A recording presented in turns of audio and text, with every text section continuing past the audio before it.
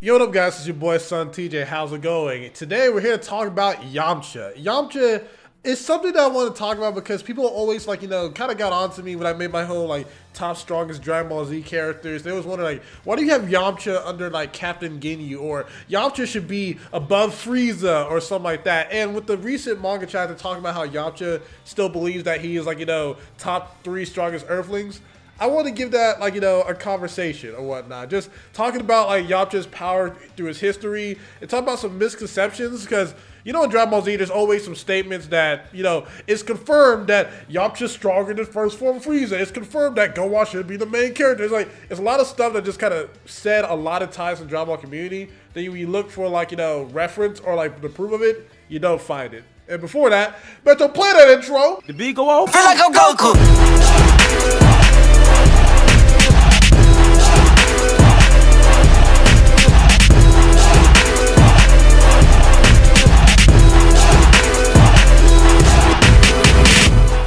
Now, if I sound stuffy, it's because I was hanging out with a friend and her dog. I'm allergic to dogs, or allergic to animal fur, so my nose is kind of stuffy. So I took some allergy pills, but I want to get this video over and done with. So, Yamcha, when he started at the beginning of Dragon Ball Z, his power level was at 177. And for reference, Raditz is sometimes he's said to be equal to a Cyberman, but in the Daizenshuu, his power level is 1,500. So, yeah. Yamcha was really weak in comparison to Raditz during that time. He was weaker than Krillin, Tien, and Goku, and Piccolo, right? But after training with Kami, his power level boosted to 1,480. Still weaker than Raditz unless you want his power level to be 1,200. Then he could beat Raditz, and he was stronger than the Cyberman, but he let his guard down and he lost because of the self-destruction attack. So, but again, he was strong. He was stronger than the Cyberman and Raditz if you lowball him, right? He was still weaker than Krillin. He was still weaker than Tien. Weaker than everyone else except Chaozu or somebody. But he was still up there. Then here's the thing. Here's where things get rough here, because you want to use Yamcha in canon. In canon, he doesn't have that many feats after the Saiyan saga. He just does it. And in filler, he has some scenes, but they can be taken a little bit too far. But let's continue here. So Goku, he trains in the gravity room and times 100, and he increases his power level to around 90,000.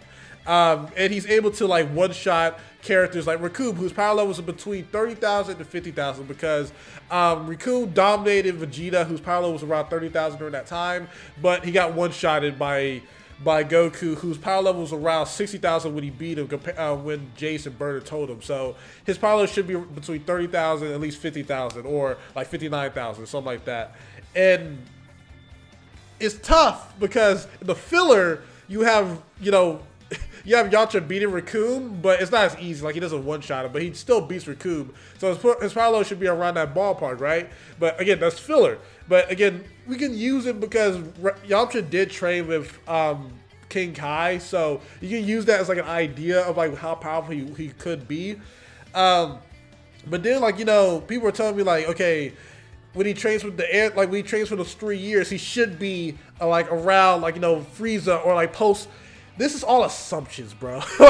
These are all assumptions, because in canon, Yamcha has no feats backing up his power-ups or whatnot. Because again, with Krillin, he had he had his hidden potential unlocked. He continued to train, and he able to show some scenes where he's able to fight in Perfect Cell or something like that. Or you have Tien, who he trained, and he actually has hacks techniques that bring him on a level where he can hold back semi-perfect Cell.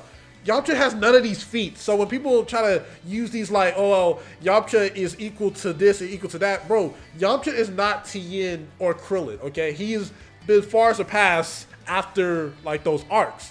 But again, let's use filler, right? So filler. Even when Yamcha sees Mecha Frieza or whatnot, he's incredibly scared, right? He sees Mecha Frieza everyone else is scared. And remember, Goku trained in 100 times gravity to at least get to 90,000 in power level without using Kaioken, and Captain Ginyu was 120,000, so stronger than that Goku. And Yamcha tries to train in the Habak time chamber, not Habak time chamber, he tries to train in the gravity room, but Vegeta had 300 times gravity.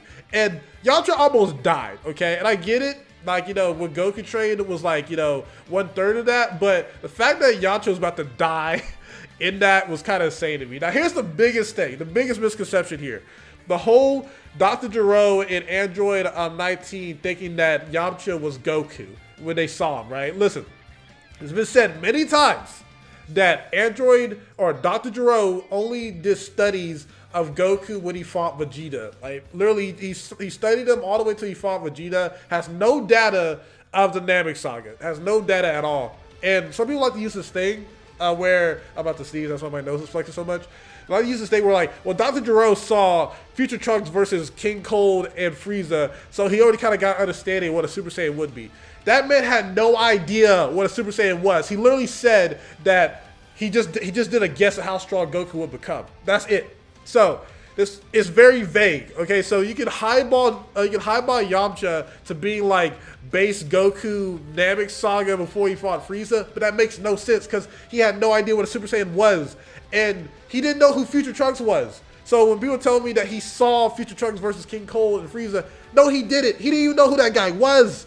Like, so this assumptions and like made up narratives, he doesn't know. He doesn't. And again, if you have like a page of like a manga panel that confirms that, let me know.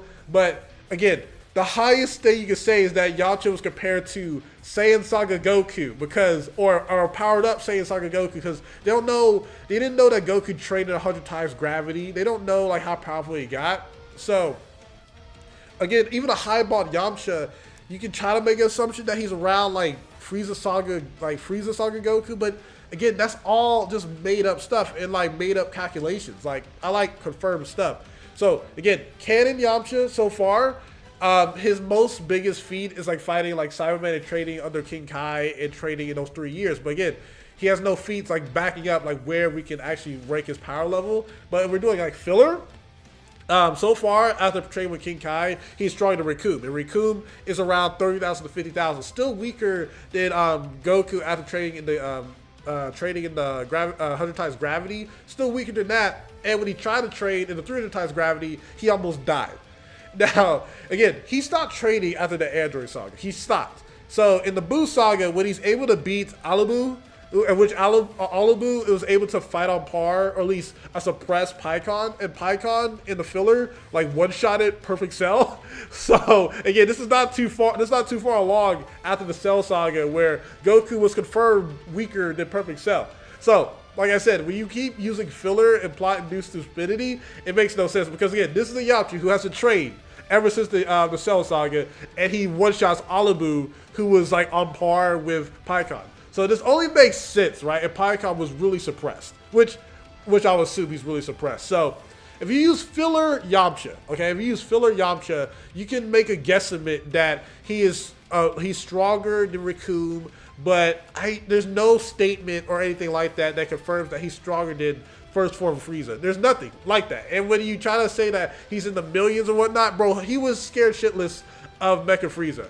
So, and Mecha Frieza shouldn't be too much, or he is stronger than like, regular Frieza, but again, that's like in the millions, and he was not ready for that at all. And when he tried to train the gravity room, which Ginyu Saga Goku did, he almost died. And I get it, that's like, 300 times gravity instead of 100, but at least he shouldn't be that bad, you know what I mean, if he's around that ballpark. So, I'm not going to highball Yamcha and say that he's around first form Frieza or whatnot. The only thing I can say is this, is that if he got stronger in Dragon Ball Super, I would say that, yeah, definitely he should be around, he should be above Captain Ginyu, he should be around Tien, because the story likes to say, like, they like to show Tien and Yamcha around together, so if you make like a story of what the story wants you to believe, then I can say, yeah, he's probably around, like, Tien in terms of, like, Android Saga and whatnot, but for right now, with feats and what the story has shown, he is weaker than Captain Ginyu, in my opinion. It's hard to make a big jump if you use, like, filler where he dominates Recoome, but Goku one-shots Recoome.